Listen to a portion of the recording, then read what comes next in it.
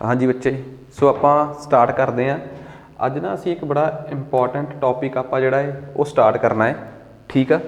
ਜਿਹਦੇ 'ਚ ਆਪਾਂ ਦੇਖੋ, ਜਿਵੇਂ ਆਪਾਂ ਨੂੰ ਪਤਾ ਹੈ ਕਿ ਪੰਜਾਬ ਪਬਲਿਕ ਸਰਵਿਸ ਕਮਿਸ਼ਨ ਹੋਵੇ ਚਾਹੇ UPSC ਹੋਵੇ, ਠੀਕ ਆ, ਇਹਨਾਂ ਦੇ ਮੈਥਸ ਰੀਜ਼ਨਿੰਗ ਜਿਹਨੂੰ ਆਪਾਂ ਸਪੈਸ਼ਲੀ CSAT ਪੋਰਸ਼ਨ ਕਹਿ ਦਿੰਦੇ ਹਾਂ, ਚਾਹੇ ਉਹ ਕਿਸੇ ਵੀ ਪੇਪਰ 'ਚ ਆ, ਉਹਦਾ ਲੈਵਲ ਕਾਫੀ ਟਫ ਆ ਰਿਹਾ ਹੈ, ਠੀਕ ਆ।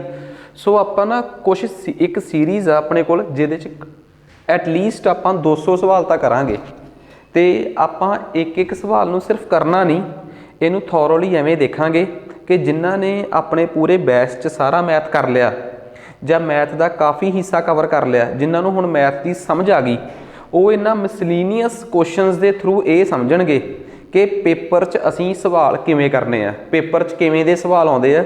ਇੱਥੇ ਆਪਾਂ ਉਹੀ 200 ਸਵਾਲ ਕਵਰ ਕਰਾਂਗੇ, ਤੇ 200 ਸਵਾਲ ਨੂੰ ਕਵਰ ਕਰਨ ਲਈ ਇਹ ਨਹੀਂ ਕਿ 2 ਜਾਂ 4 ਲੈਕਚਰ ਲੱਗਣਗੇ, ਸ਼ਾਇਦ ਆਪਣੇ 20 ਲੈਕਚਰ ਵੀ ਲੱਗ ਜਾਣ। ਕਿਉਂ? ਆਪਾਂ ਜੇ ਕਿਤੇ ਪਰਮੂਟੇਸ਼ਨ ਕੰਬੀਨੇਸ਼ਨ ਦਾ ਸਵਾਲ ਆ ਗਿਆ, ਇਹ ਥੋੜ੍ਹਾ ਕਿ ਇਕੱਲਾ ਸਵਾਲ ਕਰਾਂਗੇ, ਉਹਦੇ ਕਨਸੈਪਟ ਨੂੰ ਸਮਝ ਕੇ ਫਿਰ ਸਵਾਲ ਕਰਾਂਗੇ, ਤਾਂ ਜੋ ਕਿਸੇ ਵੀ ਕਨਸੈਪਟ 'ਤੇ ਉਹ ਅਪਲਾਈ ਕੀਤਾ ਜਾ ਸਕੇ।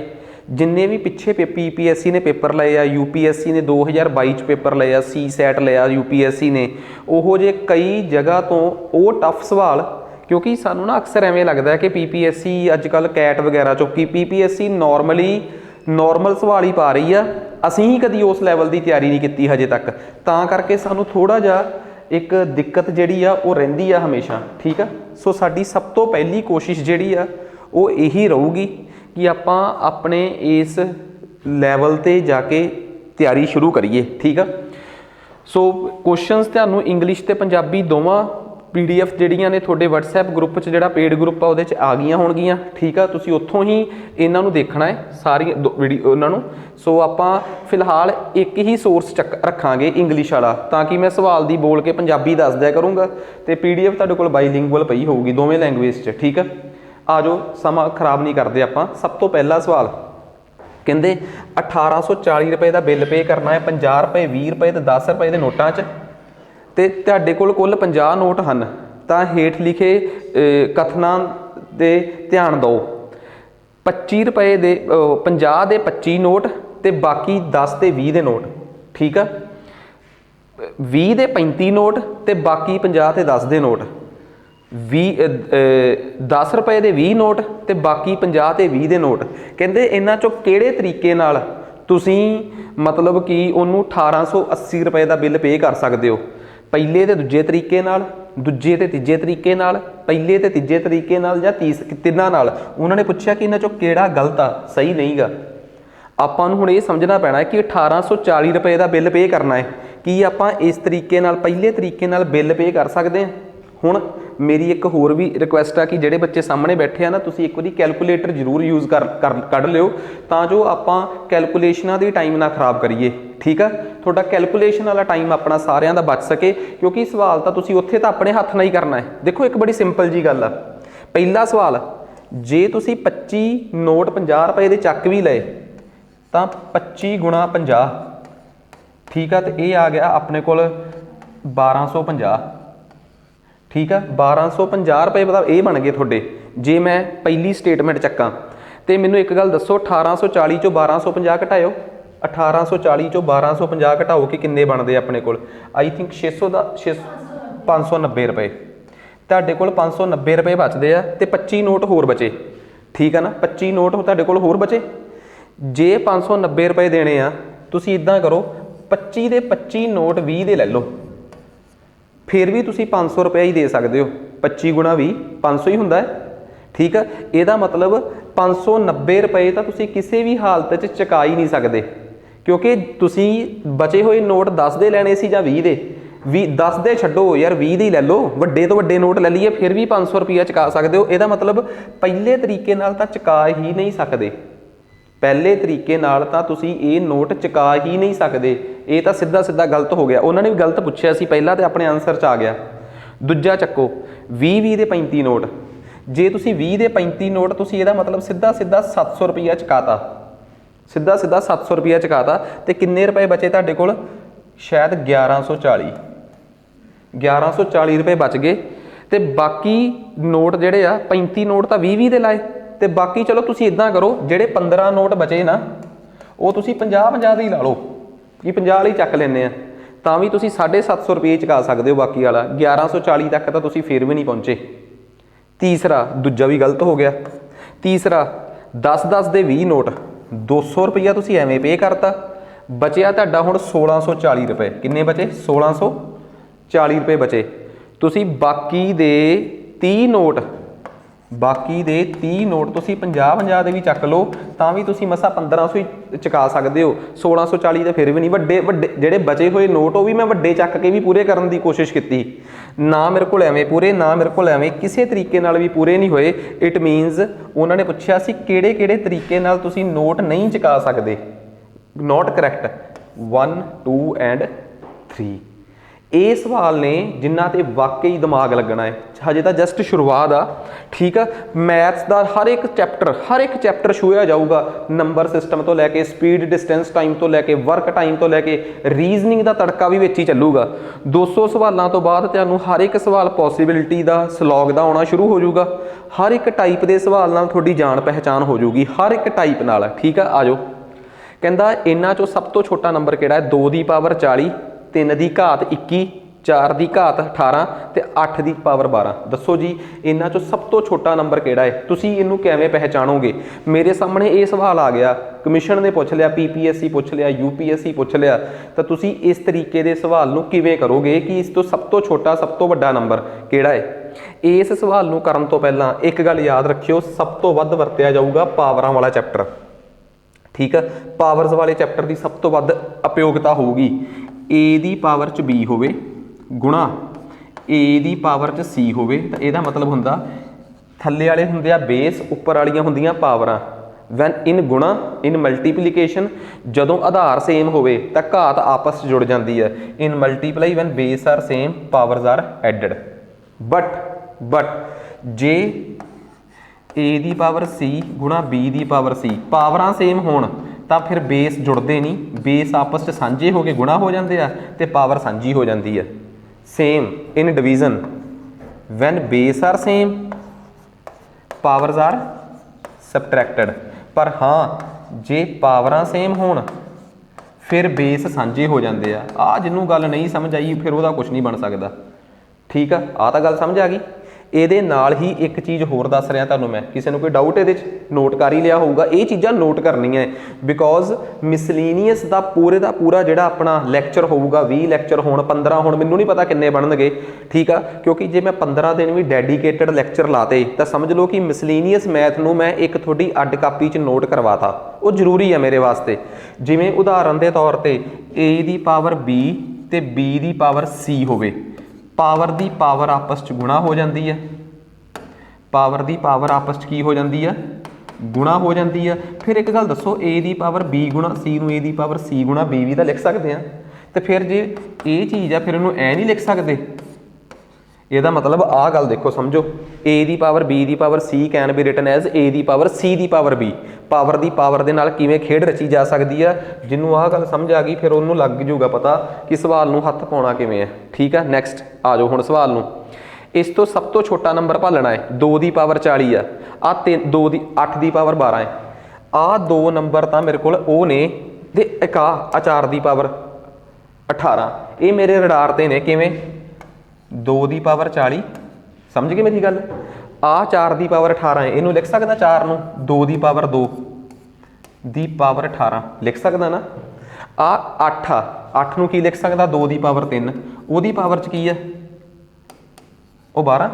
ਆ ਜਾਓ ਹੁਣ 2 ਦੀ ਪਾਵਰ 40, 2 ਦੀ ਪਾਵਰ 18 ਦੂਣੀ 36 ਤੇ 2 ਦੀ ਪਾਵਰ 36, 1 ਆ 3 ਦੀ ਪਾਵਰ 21। ਆਹ ਦੋ ਤਾਂ ਬਰਾਬਰ ਹੀ ਨਿਕਲ ਆਏ, ਇਹ ਤਾਂ ਛੱਡ ਹੀ ਦਿਓ, ਇਹਨਾਂ ਦੀ ਖੇਡ ਤਾਂ ਖਤਮ, ਠੀਕ ਆ। ਆਹ ਇਹਨਾਂ ਤੋਂ ਵੱਡਾ ਹੈ, ਉਹ ਆਹ ਜਿਹੜਾ ਹੈ ਉਹ ਇਹਦੇ ਤੋਂ ਵੱਡਾ ਹੈ। ਇਹ ਤਾਂ ਮੰਨਦੇ ਹੋ ਨਾ ਕਿ 2 ਦੀ ਪਾਵਰ 40 ਵੱਡਾ ਹੈ, ਠੀਕ ਆ। ਇਹਨੂੰ ਤਾਂ ਛੱਡ ਹੀ ਦਿਓ ਕਿ ਇਹ ਕਦੀ ਛੋਟਾ ਹੋ ਸਕਦਾ ਹੈ। ਨਹੀਂ ਸਮਝ ਆਈ ਚੀਜ਼? ਇਹ ਤਾਂ ਨਹੀਂ ਛੋਟਾ ਹੋ ਸਕਦਾ। 2 ਦੀ ਪਾਵਰ 40 ਕੀ 2 ਦੀ ਪਾਵਰ 36 ਤੋਂ ਛੋਟਾ ਹੋ ਸਕਦਾ ਹੈ? ਆਨਸਰ ਕਿਹਦੇ ਚੋਂ ਆ? ਜਾਂ ਇਹ ਆ ਜਾਂ ਇਹ ਆ ਜਾਂ ਇਹ ਆ। ਜੇ ਤੁਸੀਂ ਇਹਨੂੰ ਆਨਸਰ ਲਾਉਂਦੇ ਹੋ 2 ਦੀ ਪਾਵਰ 36 ਨੂੰ, ਕਿਉਂਕਿ 2 ਦੀ ਪਾਵਰ 36 ਆ, ਆਹ ਕਿੰਨਾ ਸੀਗਾ? 8 ਦੀ ਪਾਵਰ 12। ਜੇ ਤੁਸੀਂ 2 ਦੀ ਪਾਵਰ 36 ਨੂੰ ਆਨਸਰ ਲਾਉਂਦੇ ਹੋ ਫਿਰ ਤੁਸੀਂ 8 ਦੀ ਪਾਵਰ 12 ਨੂੰ ਕਿਉਂ ਨਹੀਂ ਲਾਇਆ? 2 ਆਨਸਰ ਹੋ ਸਕਦੇ ਆ? ਨਹੀਂ, ਆ ਆਨਸਰ ਹੋ ਨਹੀਂ ਸਕਦਾ। ਆ ਤੇ ਆ ਆਪਸ 'ਚ ਬਰਾਬਰ ਆ, ਜੇ ਇਹਨੂੰ ਲਾਓਗੇ ਟਿਕ ਤੇ ਆ ਵੀ ਲਾਉਣਾ ਪਊਗਾ। ਇਟ ਮੀਨਸ ਬਚਿਆ ਕਿਹੜਾ ਆਨਸਰ ਕੱਲਾ ਆ। ਵੈਸੇ ਵੀ ਚਲੋ ਇਹ ਤਾਂ ਹੋ ਗਿਆ ਮੌਕੇ ਤੇ ਟੈਕਨੀਕ, ਦਿਮਾਗ ਲਾਉਣ ਦਾ ਤਰੀਕਾ ਕਿ ਇੱਕ ਆਨਸਰ ਤਾਂ ਵੱਡਾ ਹੀ ਨਿਕਲ ਆਇਆ, ਦੂਜਾ ਤੀਜਾ ਬਰਾਬਰ ਆ। ਜੇ ਦੂਜਾ ਆਨਸਰ ਆ ਫਿਰ ਤੀਜਾ ਕਿਉਂ ਨਹੀਂ? ਜੇ ਦੂਜਾ ਤੀਜਾ ਬਰਾਬਰ ਆ ਫਿਰ ਆਨਸਰ ਕਿਹੜਾ ਬਚਿਆ? ਸਭ ਤੋਂ ਛੋਟਾ, ਚੌਥਾ ਹੀ ਬਚਿਆ। ਪਰ ਹਾਂ ਇਸ ਤੋਂ ਇਹ ਤਾਂ ਹੋ ਗਈ ਇੱਕ ਲੌਜਿਕ ਗੱਲ, ਪਰ ਮੈਥ ਵੀ ਤਾਂ ਨਾ ਦੀ ਕੋਈ ਦੁਨੀਆ 'ਚ ਚੀਜ਼ ਆ ਅੰਨੇਵਾਹ। ਹੁਣ ਮੇਰਾ ਮਕਸਦ ਆ ਕਿ 2 ਦੀ ਪਾਵਰ 36 ਤੇ 3 ਦੀ ਪਾਵਰ 21 ਚੋਂ ਵੱਡਾ ਕਿਹੜਾ? ਕੱਲ੍ਹ ਨੂੰ ਪੇਪਰ 'ਚ ਕਹਿ ਦੇਣਾ ਕਿ 2 ਦੀ ਪਾਵਰ 36 ਤੇ 3 ਦੀ ਪਾਵਰ 21 ਚੋਂ ਵੱਡਾ ਦੱਸੋ ਕਿਹੜਾ। ਫਿਰ ਮੇਰੇ ਮੂੰਹ ਵੱਲ ਦੇਖਦੇ ਰਹੋਗੇ ਕਿ ਸਰ ਹੁਣ ਇਹਦਾ ਦੱਸੋ। 3 ਦੀ ਪਾਵਰ ਕਿੰਨਾ ਸੀਗਾ? 21 ਤੇ 2 ਦੀ ਪਾਵਰ ਕਿੰਨਾ ਹੈ? 36। ਆਹੀ ਸੀਗਾ। ਇਹਨਾਂ ਦੋਵਾਂ 'ਚ ਕੋਈ ਇੱਕ ਨੰਬਰ ਹੈਗਾ ਜਿਹੜਾ ਕਾਮਨ ਹੋ ਸਕਦਾ ਹੈ 21 ਤੇ 36 'ਚ। 21 ਕਿੰਨੇ ਗੁਣਾ ਕਿੰਨੇ ਕਰਕੇ ਦੇਖੋ ਤੇ 36 ਨੂੰ ਕਿੰਨੇ ਗੁਣਾ ਕਿੰਨੇ ਕਰਕੇ ਦੇਖੋ ਕਿ ਉਹ ਕਿੰਨੇ ਗੁਣਾ ਕਿੰਨੇ 'ਚ ਕੋਈ ਚੀਜ਼ ਬਰਾਬਰ ਹੋਵੇ। 3। ਤੁਹਾਨੂੰ ਸਮਝ ਨਹੀਂ ਆਈ? ਕੋਈ ਚੱਕਰ ਹੀ ਨਹੀਂ ਸਮਝ ਆਈ। ਇਟ ਇਜ਼ 7 ਗੁਣਾ 3, ਇਟ ਇਜ਼ 12 ਗੁਣਾ 3। ਆਹੀ ਆ। ਮੈਂ ਤਾਂ ਇਹਨਾਂ ਦੋਵਾਂ ਦੀ ਖੇਡ ਖੇਡਣ ਲੱਗਾ ਹੁਣ, ਜਿਹੜੀ ਬੇਸਿਕ ਆ ਬਈ 7 ਗੁਣਾ 3 12 ਗੁਣਾ 3। ਕਿਸੇ ਨੂੰ ਕੋਈ ਡਾਊਟ ਨਹੀਂ? ਪਾਵਰ ਦੀ ਪਾਵਰ ਉੱਪਰ ਚਲੇ ਜਾਂਦੀ ਆ। 3 ਦੀ ਪਾਵਰ 7 ਦੀ ਪਾਵਰ 21 ਆ, 2 ਦੀ ਪਾਵਰ 12 ਦੀ ਪਾਵਰ 3 ਆ। ਕਿਸੇ ਨੂੰ ਲੱਗਦਾ ਇਹਦੇ 'ਚ ਤਾਂ ਕੋਈ ਡਾਊਟ ਨਹੀਂ ਹੋਣਾ ਚਾਹੀਦਾ ਹੁਣ, ਜਿਹੜਾ ਪਿੱਛੋਂ ਮੇਰੇ ਕੋਲ ਬੋਰਡ ਤੇ ਮੈਥ ਬੇਸਿਕ ਪਾਵਰ ਦੇ ਫਾਰਮੂਲੇ ਸਮਝ ਕੇ ਆਇਆ। 2 ਦੀ ਪਾਵਰ 12 ਕਿੰਨਾ ਹੁੰਦਾ? ਜੇ ਤੁਹਾਡੇ 'ਚੋਂ ਇੰਨਾ ਕੋਈ ਮੈਥ ਨਹੀਂ ਆਉਂਦਾ ਫਿਰ ਤੁਹਾਡਾ ਭਲਾ ਨਹੀਂ ਹੋ ਸਕਦਾ। 2 ਦੂਣੀ 4 ਦੂਣੀ 8 ਦੂਣੀ 16 ਦੂਣੀ 32 ਦੂਣੀ 64 128 256 512 1024 2048 4096। ਠੀਕ ਆ। 2 ਦੀ ਪਾਵਰ ਨੂੰ ਇੰਨਾ ਕਿਤੇ ਗੁਣਾ ਕਰ ਸਕਦੇ ਹੋ। ਮੈਂ ਮੰਨਿਆ ਕਿ ਮੈਂ ਇੰਨੇ ਟ੍ਰਿਕ ਵਾਲਾ ਨਹੀਂ ਗਾ, ਪਰ ਥੋੜਾ ਜਿਹਾ ਤੇ 2 ਦੂਣੀ 4 ਦੂਣੀ 8 ਦੂਣੀ 16 ਦੂਣੀ 32 ਦੂਣੀ 64 128 256 512 1024 2048 4096 ਇੰਗਲਿਸ਼ ਵਾਲੇ ਆਪਣੇ ਆਪ ਕਰ ਲੈਣ। ਠੀਕ ਆ।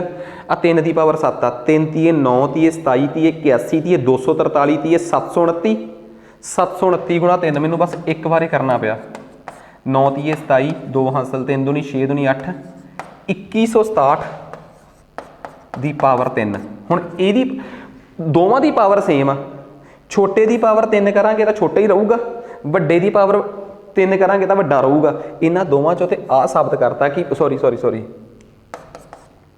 ਆਹ ਇਹਦੇ ਨਾਲੋਂ ਵੱਡਾ ਹੈ। ਇਹਦਾ ਮਤਲਬ ਆਹੀ ਜੈਨੂਅਨ ਆਨਸਰ ਆ। ਪ੍ਰੈਕਟੀਕਲਿਟੀ ਨਾਲ ਵੀ ਜੇ ਆਪਾਂ ਕਰੀਏ, ਇਹਦਾ ਮਤਲਬ ਕੀ ਸੀ? ਸਵਾਲ ਕਰਾਉਣਾ ਕਦੀ ਵੀ ਅਲਟੀਮੇਟ ਏਮ ਨਹੀਂ ਸੀਗਾ। ਪਾਵਰਾਂ ਦੀਆਂ ਪਾਵਰਾਂ ਨੂੰ ਕਿਵੇਂ ਯੂਜ਼ ਕਰਨਾ ਹੈ, ਪੰਜਾਬੀ 'ਚ ਇਹ ਕਹਿ ਲਓ ਕਿ ਸਵਾਲ ਕੱਢਣ ਲਈ ਕਿਵੇਂ ਮਿਸਯੂਜ਼ ਕਰਨਾ ਹੈ, ਇਹੀ ਤਾਂ ਮੈਥ ਆ। ਠੀਕ ਆ।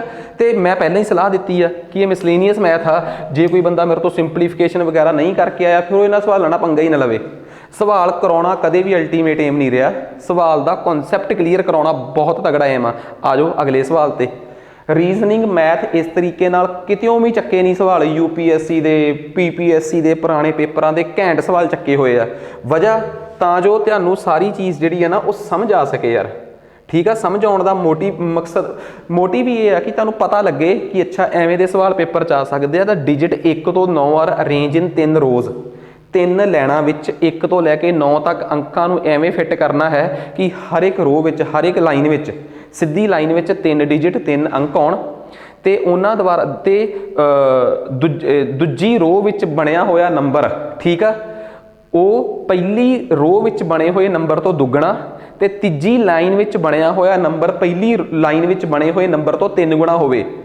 ਕਿਸੇ ਵੀ ਤਰੀਕੇ ਨਾਲ ਅੰਕਾਂ ਨੂੰ ਦੋਹਰੀ ਵਾਰ ਨਾ ਵਰਤਿਆ ਗਿਆ ਹੋਵੇ। ਸ਼ਰਤ ਅਲਾਉਡ ਆ। ਪਹਿਲੀ ਲਾਈਨ ਵਿੱਚ ਤੁਸੀਂ ਸਿਰਫ 2 3 7 ਤੇ 9 ਨੂੰ ਵਰਤ ਸਕਦੇ ਹੋ। ਇਹੋ ਜਿਹੇ ਕਿੰਨੇ ਨੰਬਰ, ਇਹੋ ਜਿਹੇ ਕਿੰਨੇ ਕੰਬੀਨੇਸ਼ਨ ਬਣਨ ਦੀ ਸੰਭਾਵਨਾ ਤੁਹਾਡੇ ਹਿਸਾਬ ਨਾਲ ਹੋ ਸਕਦੀ ਹੈ? ਇਹ ਸਵਾਲ ਆ ਜੀ। ਠੀਕ ਆ। ਜਿੰਨੀ ਕੁ ਮੌਕੇ ਤੇ ਪੰਜਾਬੀ ਬਣੀ ਮੈਂ ਬਣਾਤੀ, ਸਪਸ਼ਟ ਬਣਾਤੀ ਤੁਹਾਨੂੰ। ਹਾਂ ਹੁਣ ਤੁਸੀਂ ਇਹਨੂੰ ਦੇਖਣਾ ਹੈ। ਪਹਿਲੀ ਰੋ ਆ, ਦੂਜੀ ਰੋ ਆ, ਤੀਸਰੀ ਰੋ ਆ। ਠੀਕ ਆ। ਪਹਿਲੀ ਰੋ 'ਚ ਇੱਕ ਨੰਬਰ ਬਣਾਓ, ਕਿੰਨੇ ਨੰਬਰ ਬਣ ਸਕਦੇ ਆ? ਹੁਣ ਦੇਖੋ ਤੁਸੀਂ ਸਿਰਫ ਇਹਨਾਂ ਨੰਬਰਾਂ ਨੂੰ ਵਰਤਣਾ ਹੈ। ਪਹਿਲੀ ਰੋ ਵਾਲਾ ਨੰਬਰ ਦੂਜੀ ਰੋ 'ਚ ਬਣਿਆ ਹੋਇਆ ਨੰਬਰ ਪਹਿਲੀ ਨਾਲੋਂ ਕੀ ਹੋਣਾ ਚਾਹੀਦਾ ਹੈ? ਦੁੱਗਣਾ। ਤੇ ਤੀਜੀ ਰੋ 'ਚ ਬਣਿਆ ਹੋਇਆ ਨੰਬਰ ਪਹਿਲੀ ਰੋ ਤੋਂ ਕੀ ਹੋਣਾ ਚਾਹੀਦਾ ਹੈ? ਤਿੱਗਣਾ। ਠੀਕ ਆ। ਪਹਿਲੀ ਰੋ 'ਚ ਤੁਸੀਂ ਸਿਰਫ ਕਿਹੜੇ ਨੰਬਰ ਬਣਾ ਸਕਦੇ ਹੋ? 237, ਗੌਰ ਕਰਿਓ, 237 ਜਾਂ 273। ਆਹੀ ਆ। ਹੋਰ ਅੱਗੇ ਆ ਜਾਓ। फिर 237 नहीं नहीं फिर 279 ਤੇ 297। मैं की किया, मैं अपनी सियाणप दिखाई, 2 ਨੂੰ ਮੂਹਰੇ रख के सारे नंबर बना ले। वो आही बना सकता सी मैं, ठीक है। हुण मैं 3 ਨੂੰ ਮੂਹਰੇ रख लग गए, ठीक है। 3 ਨੂੰ तो मैं ਮੂਹਰੇ रख ही सकदा, ठीक है। 3 ਨੂੰ ਮੂਹਰੇ रख लिया मैं, 327। होर की हो सकता है, 372। उस तो अगे की हो सकता है, 379 ਤੇ 397। ਆਹੀ ਹੋ ਸਕਦੇ ਆ, ਤੁਸੀਂ ਗੌਰ ਕਰਿਓ, ਆਹੀ ਨੰਬਰ ਹੋ ਸਕਦੇ ਆ। मतलब ਪਹਿਲੀ ਲਾਈਨ 'ਚ ਆਹੀ ਨੰਬਰ ਆ ਸਕਦੇ ਆ, ਠੀਕ ਆ। ਪਰ ਇਹਨਾਂ ਤੇ ਉਹ ਸਾਰੀਆਂ ਸ਼ਰਤਾਂ ਲਾਗੂ ਹੋਣੀਆਂ ਚਾਹੀਦੀਆਂ ਕਿ ਦੂਜੀ ਰੋਅ 'ਚ ਨੰਬਰ ਇਹਨਾਂ ਤੋਂ ਕੀ ਹੋਵੇ, ਦੁੱਗਣਾ, ਤੇ ਤੀਜੀ ਰੋਅ 'ਚ ਕੀ ਹੋਵੇ, ਤਿੱਗਣਾ। ਤੁਸੀਂ ਕਹੋਗੇ ਹੁਣ ਅਗਲਾ ਨੰਬਰ 7 ਨੂੰ ਅੱਗੇ ਰੱਖ ਕੇ ਬਣੂਗਾ। 7 ਨੂੰ ਅੱਗੇ ਰੱਖ ਕੇ ਦਾ ਨੰਬਰ ਬਣਾਇਓ ਹੀ ਨਾ। ਉਹਦੀ ਵਜ੍ਹਾ ਹੈ 7 ਨੂੰ ਜਦੋਂ ਵੀ ਅੱਗੇ ਰੱਖ ਕੇ ਨੰਬਰ ਬਣਾਓਗੇ ਉਹਦਾ 3 ਗੁਣਾ ਕਿੰਨਾ ਹੋ ਜਾਊਗਾ, 2100। ਕੀ ਉਹ ਤੀਜੀ ਲਾਈਨ 'ਚ ਆ ਸਕਦਾ ਹੈ?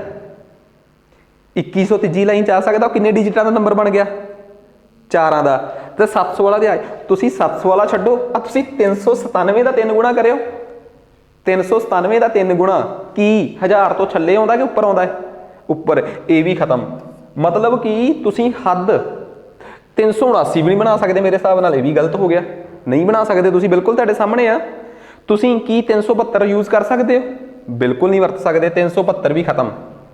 नंबर बचे सिर्फ आ 327, 237, 273 आ ते आ, ठीक है। तुसी इन्हां नंबरां नूं ही वरत सकते हो बस, क्योंकि शर्त ये आ कि तुसी 1 तो लैके 9 तक नंबर वरतने आ। पहली लाइन दे विच 3 डिजिट नंबर बनाना है, दूजी लाइन च भी 3 डिजिट ते तीजी लाइन च भी 3 डिजिट। तुसी 1 तो लैके 9 तक नंबर वरतने आ। पहली लाइन च तुसी सिर्फ आही नंबर वरत सकते सीगे। तुसी पहली लाइन च 237 नंबर वरत सक, 3 डिजिट नंबर इन्हां 4 अखरां तो आही बनूगा, जां आ बनूगा, जां आ बनूगा, जां आ बनूगा, जां आ बनूगा। जदों तुसी 372 बना के देखिया, तुसी कहा कि दूजी लाइन वाला जिहड़ा नंबर आना जी उहदे नालों दुगना, ते तीजी लाइन वाला नंबर उहदे नालों की होना चाहिए, तिगना। वो तिगना करके तो 4 डिजिट च पहुँच जाऊगा। समझ आ गई गल, क्लीयर है गल। इस करके इस तो वड्डे नंबर तो मैं संभावना ही खत्म करती। हुण आ जाओ इस नंबर ते, जे मैं 237 नूं नंबर मन के चलना, जे मैं 237 नूं वो नंबर मन के चलना, इहदा दुगना कितना आउंदा दसो भी, छेती बोलो। इहदा दुगना कितना आउंदा, छेती बोलो। मैं सारे नंबर एक्सप्लोर करने आ, क्योंकि मेरे को 5 नंबर लभे आ जिहड़े मैं बना सकदा। 5 नंबर ने जिहड़े मैं बना सकदा है। हाँ जी, 474। लो जी, पै गया पंगा, इहदा तां कहानी खत्म। तो इहदा 3 गुणा तो करने की लोड़ ही नहीं वैसे भी। उहदी वजह पता की है कि क्यों, इहदी तां इत्थे रैपीटिशन हो गई। आपां 9 अंक ही वरतने आ ते किते रिपीट नहीं होने चाहिए। इहदा तो भुलेखा ही निकल गया। हुण आ जाओ 273 दूजा नंबर, 273 का करो मैनू जी दुगना, फिर तिगना भी करियो। 273 का दुगना, हाँ जी 546, तिगना 819। ये दस दो कि जे मैं 273 वो नंबर मन के चलना, सारा कुछ फिट बह रहा है। दुगना भी हो गया, तीजी लाइन वाला तिगना भी हो गया। किसे कोई अखर रिपीट कर रहा है? किते भी कोई अखर 2, 1, 2, 3, 4, 5, 6, 7, 8, 9 पूरा कोई अखर रिपीट नहीं कर रहा। इट मीनस कॉन्सैप्ट क्लीयर हो गया। ये है जी एक नंबर इहो जिहा। आ जाओ फिर उस तो बाद अगला नंबर चक्कीए 279। ਇਹਦਾ दुगना करो जी। हुण सारे नंबर एक्सप्लोर करांगे आपां। 200, हाँ जी 558, 5, 5, 8। ਇਹਦਾ भी सुपना लेना बंद कर दो, ਇਹਦੇ 5 ही रिपीट हो गया। रैपीटिशन ना उस नंबर, वो नंबर ਉਹਦਾ दुगना ते तिगना किते भी रैपीटिशन होनी नहीं सी चाहिए, साफ लिखिया है, ठीक है। उस तो बाद 297 ते आ जाओ। 297 ਨੂੰ ਅਸੀਂ ਉਹ नंबर मन के चले जी। हाँ जी दुगना 500, ਇਹਦੀ ਗੱਲ बन रही है। अगे तिगना 800 रह गया जी। ਇਹ 'ਚ 9 2 बार रिपीट हो गया। 594 च भी 9 आ गया। तुसी 9 ਦੇ 9 अखर वरतने सी, ਇਹਦੀ रैपीटिशन आ गई। अगे आ जाओ 327, दुगना करो 327 ਨੂੰ 654। ਇਹਦੀ उम्मीद पूरी जाग रही है। तिगना करो 900। है कोई रैपीटिशन ना? 1 2 3 4 5 6 7 8 9 एक नंबर आ रहा, एक नंबर आ रहा, सिर्फ अजिहे 2 ही नंबर आ। समझ गए गल? इस तरीके के सवाल पेपर च आउणगे। मैं पूरा टाइम लो, देखो पेपर च मैं तुहानूं दसदा, जे बच्चे ने किसी नूं शुरू च नहीं समझ आया मैं क्विकली 1 मिनट च सवाल समझा दिना। कहते 1 तो लैके 9 तक अंकां नूं 3 लाइनां च अरेंज करना सी, 3 लाइनां च 3 डिजिट नंबर बनाने सीगे। पहली लाइन च, दूजी लाइन च ते तीजी लाइन च, इस तरीके नाल कि दूजी लाइन वाला नंबर पहली नालों दुगना ते तीजी लाइन वाला नंबर पहली नालों 3 गुणा होवे। किसी भी जगह ते नंबरां दी रैपीटिशन ना होवे, ये शर्त आ, किसी भी जगह ते नंबरां दी रैपीटिशन ना होवे। पहली लाइन च तुसीं 2 3 7 ते 9 वरत सकदे सीगे। पहली लाइन च जिहड़ा तुसीं 3 डिजिट नंबर बनाउणा है वो 2 3 ते 7 ते 9 नूं वरत के बनाउणा है। दसो कि दूजी लाइन च उहदे तो दुगना ते तीजी लाइन च उस तो तिगना, ये सारियां शर्तां पूरीआं हुंदियां होण, ठीक है, तो ये सारियां शर्तां पूरीआं हुंदियां होण, इहो जे किन्ने कंबीनेशन बनाउण दी तुसीं उम्मीद करदे हो। पहली गल तुसीं मैनूं कहा सर कि पहली लाइन च तुसीं सिर्फ 2 3 7 ते 9 वरतना, मैं कहा ठीक है जी, पहली लाइन च 2 3 7 9 तो एक नंबर बना लिया 2 3 7, सॉरी 2 3 7, दूजा बना लिया 2 7 3, मैं 2 नूं अगे रख के फिर मैं की किया 2 7 9 2 9 7, पहला मैं 2 3 7 2 7 3, फिर 2 7 9 2 9, 2 नूं अगे रख के जिन्ने नंबर बनते सी मैं बना ले।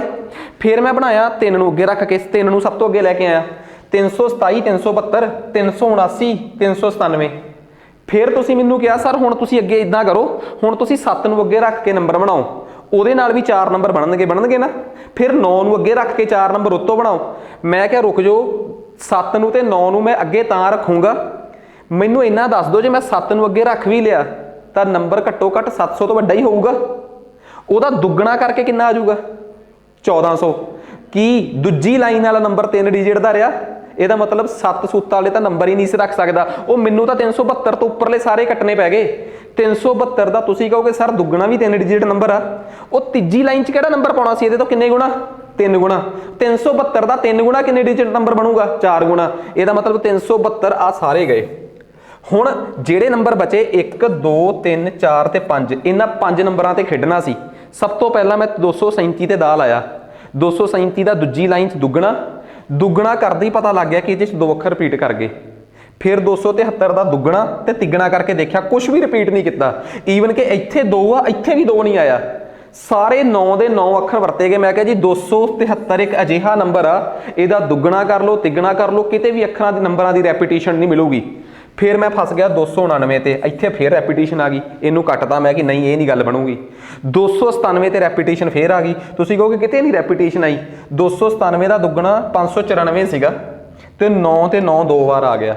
मैनू सारे नंबर चाहिए सी 1 2 3 4 5 6 7 8 9। सो इस तरीके नाल मैं इस सवाल नूं की किया, खारज किया। आ दसो जी कहानी समझ आ गई, क्लीयर है कंसैप्ट। सो ये बहुत इंपॉर्टेंट है, इहो जे सिर्फ 2 कंबीनेशन ही मैनू मिले आ, ठीक है। सो इहो जे सवाल, सो इत्थे हुण ये समझ लो कि आपां जिहड़े अज तो शुरू हो के मैथ की इस टिपिकल सीरीज़ च 200 सवाल करने हैं ना, जिहदे लई आपां नूं 20 लैक्चर लगणगे, 20 लगण 19 लगण 15 लगण। मैथ का वो हिस्सा जिन्हों आप कह दें कि सर औखा है, वो आपां नूं इक्को सट्टे च कवर होऊगा हुण, ठीक है। आ जाओ अगला सवाल, चौथे सवाल नूं आपां हुण हत्थ पाउणा है, बहुत इंपॉर्टेंट है।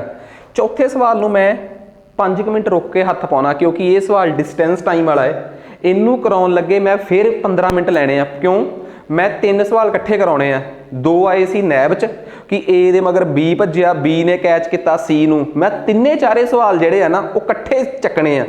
देखो जदों मैं सवाल इस सीरीज़ च बना रहा ना, तो तुसीं ये समझो मैनू कि मेरी मजबूरी की आ, मैनू UPSC जां होर बेस्ट क्वेश्चनस जिहड़े आ वो कंपाइल करते हुए कोई किते हो गया कोई किते हो गया, बनाउण तो बाद पंगा ये पै गया कि मैं अगे नंबरिंग लिखी बैठा सीगा।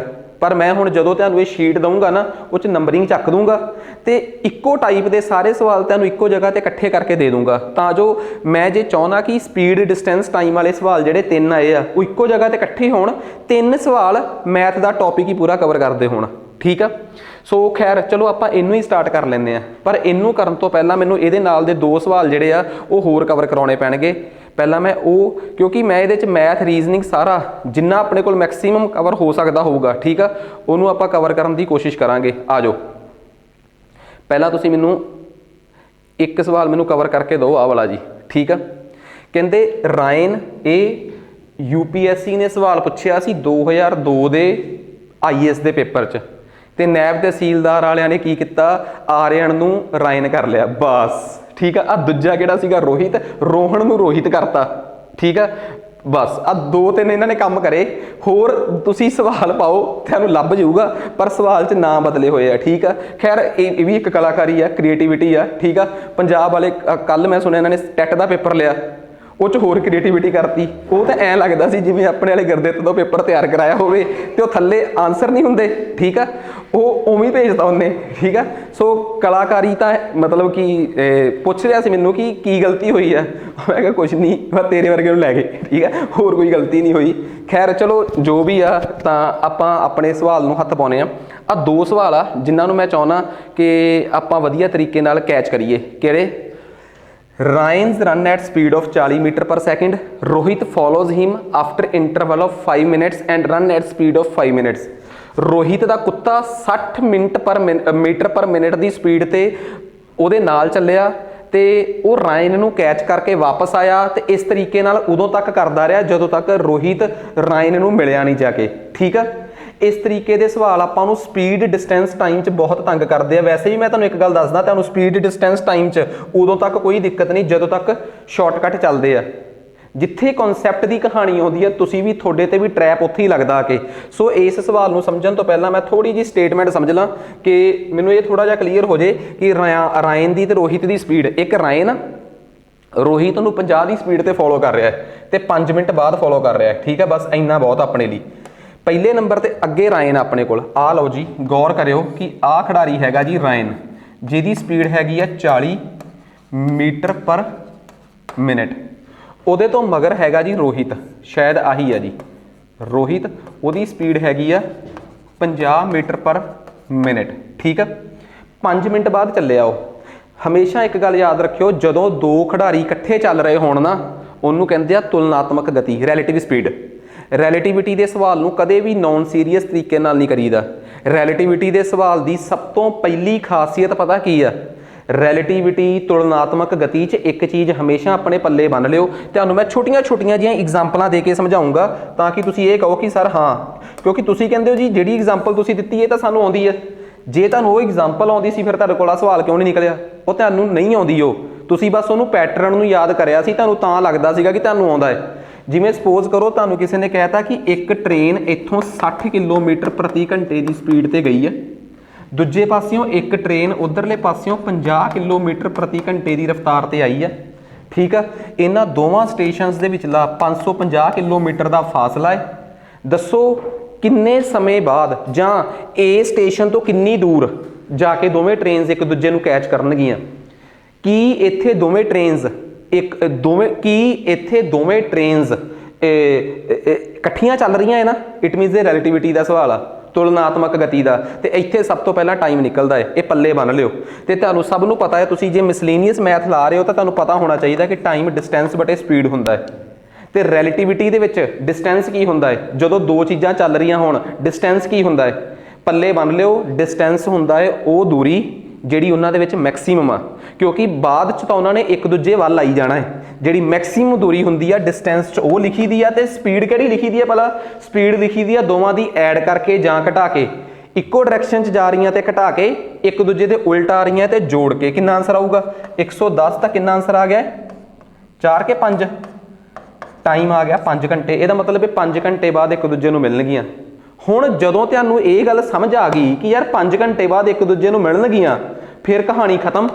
ਜੇ ਤੁਹਾਨੂੰ ਇਹੀ ਸਮਝ ਆ ਗਿਆ ਕਿ ਉਹ 5 ਘੰਟੇ ਬਾਅਦ ਇੱਕ ਦੂਜੇ ਨੂੰ ਮਿਲਣਗੀਆਂ, ਤੁਹਾਨੂੰ ਕਿਸੇ ਨੇ ਕਿਹਾ A ਸਟੇਸ਼ਨ ਤੋਂ ਕਿੰਨੀ ਦੂਰ ਮਿਲਣਗੀਆਂ, ਤੁਸੀਂ ਕਹੋਗੇ ਇੱਥੋਂ ਚੱਲਣ ਵਾਲੀ ਗੱਡੀ ਦਾ ਇਹ ਪਤਾ ਕਰ ਲਓ ਕਿ ਉਹ 5 ਘੰਟੇ 'ਚ ਕਿੰਨਾ ਕੁ ਚੱਲ ਲੈਂਦੀ ਹੈ।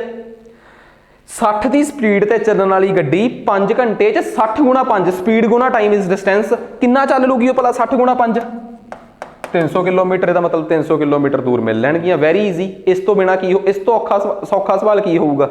ਇਸ ਤੋਂ ਬਿਨਾ ਉਹ ਦੂਜਾ ਟਾਈਪ ਦਾ ਸਵਾਲ ਐਵੇਂ ਦਾ ਪਾ ਦਿੰਦੇ ਆ, ਉਹਦੇ 'ਚ ਵੀ ਕੋਈ ਆਰਾਮ ਕਹਾਣੀ ਨਹੀਂ। ਆ A ਆ, ਆ B ਆ। ਠੀਕ ਆ, A ਟ੍ਰੇਨ ਇੱਥੋਂ ਚੱਲਦੀ ਆ 60 ਦੀ ਸਪੀਡ ਤੇ। ਠੀਕ ਆ, A ਟ੍ਰੇਨ ਇੱਥੋਂ ਚੱਲਦੀ ਹੈ ਕਿੰਨੇ ਦੀ ਸਪੀਡ ਤੇ? 60 ਦੀ ਸਪੀਡ ਤੇ ਸਵੇਰੇ 7 ਵਜੇ। B ਟ੍ਰੇਨ A ਤੇ B ਦੇ ਵਿਚਲਾ ਫਾਸਲਾ 550 ਕਿਲੋਮੀਟਰ। B ਟ੍ਰੇਨ ਇੱਥੋਂ ਚੱਲਦੀ ਆ 50 ਕਿਲੋਮੀਟਰ ਪ੍ਰਤੀ ਘੰਟੇ ਦੀ ਸਪੀਡ ਤੇ। ਠੀਕ ਆ, ਤੇ A ਟ੍ਰੇਨ हाँ ए ट्रेन चलती है 60 की स्पीड ते, ठीक है। ए ते बी दे विचला फासला हैगा सॉरी 770 किलोमीटर। इन्ना कि मैं हिम्मती है नहीं, 770 नहीं 550 670 किलोमीटर, 670 किलोमीटर ए ते बी का फासला। कैलकुलेशन नूं ईजी करने वास्ते, ठीक है। जे मेरे वर्गे तो पेपर पवाउण घट्टो घट्ट पेपर जिन्ना मर्जी औखा होवे, इन्नी गारंटी दिंदा मैं कि कैलकुलेशन नहीं औखियां होणगियां, ठीक है। खैर 670 किलोमीटर का ए ते बी का फासला। ए सवेरे 7 बजे चली, बी सवेरे 9 बजे। वो एवें दे सवाल पाउंदे हुंदे आ। दूजे टाइप का सवाल ये आ, तुसीं कहो सर जदों तक 9 नहीं वजे उदों तक इक्को ही स्पीड चली आ, उदों तक ये स्पीड का सवाल आ। जदों सवेर के 9 वज गए ये रैलेटिव स्पीड का सवाल हो जाऊगा। और जिन्ना चिर 7 तो 9 नहीं वजे, तुसीं कहो 7 तो 9 तो इक्को ही ट्रेन चलती रही है जी, 60 की स्पीड ते एक ट्रेन कल्ली ही 2 घंटे चली गई। डिस्टेंस बराबर है speed into time. What is 60 गुणा 2 120। यदा मतलब 120 किलोमीटर कल्ली कढ़ आई। 670 चो 120 घटा दो, कितना आ गया 550। हुण सवेर दे वज के 9, ए ते बी दे विच 550 किलोमीटर का फर्क आ, ठीक है। ए इत्थों चल रही है 60 की स्पीड ते, बी इधरों चल रही है 50 की स्पीड ते। अगे उही कहानी फिर पढ़ दो, जिथे रैलेटिविटी है उत्थे लाओ। हुण आ जाओ जिन्हों आ गल समझ आ गई, हुण मैनूं लगदा औखे तो औखा सवाल समझ आ गया। हुण चोर मगर पुलिस तो आपे भजा लोगे ना, बस फर्क यह है कि इक्को डायरैक्शन च। हुण आ जाओ इत्थे सवाल ते, क्योंकि कॉन्सैप्ट तो असल च इत्थे काम आने आ। रोहित ते रोहित दे नाल ओहदा कुत्ता, ठीक है। एक गल याद रखियो, उन्होंने कहा कि रोहित का कुत्ता रोहित तो गया रोहन तक, रोहन तो गया रोहित तक। कल नूं पेपर च सवाल पता की पाउणगे, जदों रोहित चलिया, ठीक है, जदों रोहित चलिया तो रोहित ने उन्होंने कुत्ते नूं कहता कि इदां कर अपने फलाने रिश्तेदारां घरों जाके ना डब्बा लिया, ठीक है। तो वह पैकेट लैन चले गया तो रोहित नूं उत्थे कुत्ता रोहित नूं उत्थे मिलिया जदों रोहित रोहन नूं मिलिया। तुहानूं सवाल ने कन्फ्यूज करता कि कुत्ता इत्थों चल के गया, ठीक है, मतलब कि कुत्ता इत्थों चलिया ते इत्थे जाके रोहित नूं उदों मिलिया जदों रोहित रोहन नूं मिलिया। तुहानूं जिवें मर्जी कन्फ्यूज करन, तुसीं बस एक गल समझनी आ कि दूजा टाइप सवाल कि कुत्ता रोहित दे नाल गया, रोहन नूं हत्थ लाया, वापस आ गया, फिर वापस। उदों तक कुत्ता भजदा रहा जदों तक रोहित रोहन नूं नहीं मिलिया। दोवां ही सूरतां च कोई फर्क नहीं गा। मतलब पता की निकलिया कि कुत्ता उन्ना चिर दौड़दा रहा जिन्ना चिर रोहित किहदे कोल नहीं पहुंचिया, रोहन कोल नहीं पहुंचिया। आ दिमाग लाउणा सीगा कि जिन्ना चिर रोहित रोहन कोल नहीं पहुंचिया उन्ना चिर कुत्ता भजदा रहा, चाहे उहदे भूआ पिंड जाया, चाहे रोहन कोल जाके मुड़ के वापस आके फिर वापस आया, चाहे किते काम जा आया, ठीक है। जो मर्जी कर आया होवे, कुत्ते दा डिस्टेंस ट्रैवल्ड उन्ना चिर ही होया है जिन्ना चिर रोहित रोहन कोल नहीं पहुंचिया। जिन्हों आ कंसैप्ट नहीं समझ आया तो दस दो। इट मीनस सब तो पहला तो तुसीं ये देखो कि रोहित रोहन नूं कदों मिलिया, तुसीं टाइम कढ़ना है। दोवें बंदे जदों चल रहे होण तां खेड उदों शुरू हुंदी है। मैनूं तां हुण पता लगा कि रोहित तां रोहन जिहड़े आ उन्हां दे विचला फासला तो मैनूं पता ही नहीं। रोहित रोहन तो कितना चिर लेट चलिया, बस ये दस दो। रोहित आ रोहन तो किन्ने मिनट लेट चलिया, 5 मिनट लेट। जे रोहित रोहन तो 5 मिनट लेट चलिया तो मैनूं एक गल दसो कि आ रोहित आ ते आ रोहन आ रोहन की स्पीड 40 आ ते रोहित की स्पीड 50 है। रोहित रोहन तो 5 मिनट लेट चलिया, ਇਹਦਾ मतलब रोहन 5 मिनट च कुछ दूरी तय कर गया होगा। रोहन 5 मिनट च कितनी दूरी तय कर गया, तुसीं आप दसो। 5 गुणा 40 डिस्टेंस बराबर है स्पीड इंटू टाइम। रोहन दूरी तय करके गया किन्ने मीटर की, 200 मीटर। ਇਹਦਾ मतलब रोहन ते रोहित 200 मीटर का फासला है। हुण दोवें इकट्ठे चल पे, क्यों? हुण 5 मिनट हो गए, हुण रोहित भी चल रहा है ते रोहन भी चल रहा है ते उसदे मगर रोहित भी चल रहा है। आ कहानी जिन्हों समझ आ गई ना कि तुसीं सब तो पहला इनू रैलेटिविटी का सवाल बनाओ कि दो बंदे आपस च कितनी दूर ने, ते दूजी शर्त इस टाइम दोवें चलने चाहिए आ। इस टाइम हुण दोवें चल रहे हैं क्योंकि 5 मिनट हो चुके हैं, वो 200 मीटर का गैप पै चुके हैं, दोवें इक्को डायरैक्शन च चल रहे हैं। दसो कितना टाइम लगूगा रोहित नूं रोहन तक पहुंचण च। जिन्हों रैलेटिविटी नहीं आती उन्होंने चवानी नहीं आती। वट इज रैलेटिविटी कि टाइम सब तो पहला कड्डो। दसिया ना मैं गल, जिन्हें नहीं लाए पूरे लैक्चर लाओ कि रैलेटिविटी का सिद्धांत ही है कि सब तो पहला की कड्डो, time. How to calculate time, किवें कैलकुलेट करना है समा, दूरी बटे की भला स्पीड। दूरी केड़ी जिहड़ी इस टाइम उन्हां च सब तो वध आ, कितनी है जी 200, ते वट इज स्पीड, दोवां दी ऐड होके घट के कि किवें ਘਟ ਕੇ, क्योंकि दोवें इक्को डायरैक्शन च जा रहे हैं। ਉਹ ਯਾਰ ਦੱਸੋ ਗੱਲ समझ आ गई? तो दोवें इक्को डायरैक्शन च जा रहे हैं, तो स्पीड आ गई 10, 50 माइनस 40, तो दसोगे कितना चिर लग्या भला ਉਹਨੂੰ? 20 मिनट। 20 मिनट। तो हुण तुसीं आप सवाल दसो मैनू कि जे तुहानूं ये कॉन्सैप्ट ही समझ आ गया, क्योंकि रौला कुछ नहीं सीगा, सिर्फ तो सिर्फ कंसैप्ट समझण दा रौला सीगा कि रोहित दा कुत्ता 20 मिनट भजदा रहा। क्यों भजदा रहा? क्योंकि रोहित दे कुत्ते ने उन्ना चिर भजना सी जिन्ना चिर रोहित रोहन नूं पहुंच नहीं लैंदा, ते रोहित नूं रोहन को पहुंचण च लग्या 20 मिनट।